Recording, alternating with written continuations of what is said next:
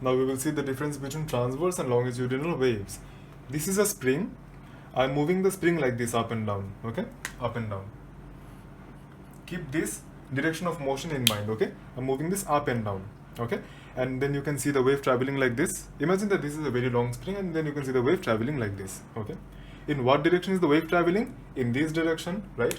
In this direction. Keep the arrow in mind. That's the direction. And in what direction am I moving the spring? I'm moving the spring like this, the wave is traveling like this. There are technical terms for moving the spring like this and the wave traveling like this. The technical terms are, I am oscillating the spring like this. This is called oscillation. And this is called the direction of travel or propagation. I'm oscillating like this, the wave is propagating like this. When the direction of oscillation and the direction of propagation are 90 degree to one another, that's a 90 degree, then we call that wave a transverse wave.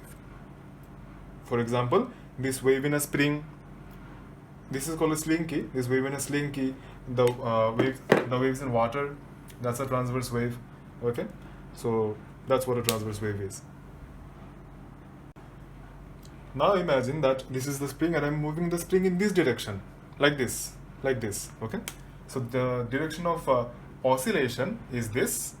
The direction of propagation is also this, okay? Now you can see that the direction of oscillation, the direction of propagation, both are parallel. So when the direction of oscillation and the direction of propagation both are parallel, then we call the wave a longitudinal wave. For example, the wave in a slinky, when the slinky is oscillated in the direction parallel to the length of the slinky. Sound waves are also examples of longitudinal waves.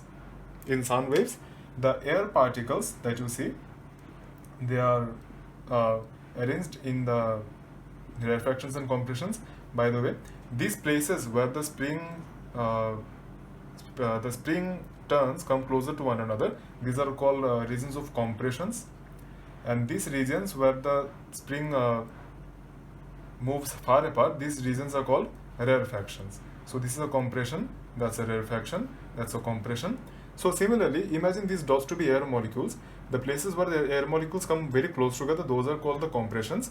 And the other places where the air molecules move farther apart, they are called rarefactions. So in slinky, the longitudinal wave travels as a series of compressions and rarefaction in the slinky, and in the air, sound wave travels as a series of compressions and rarefactions in the air.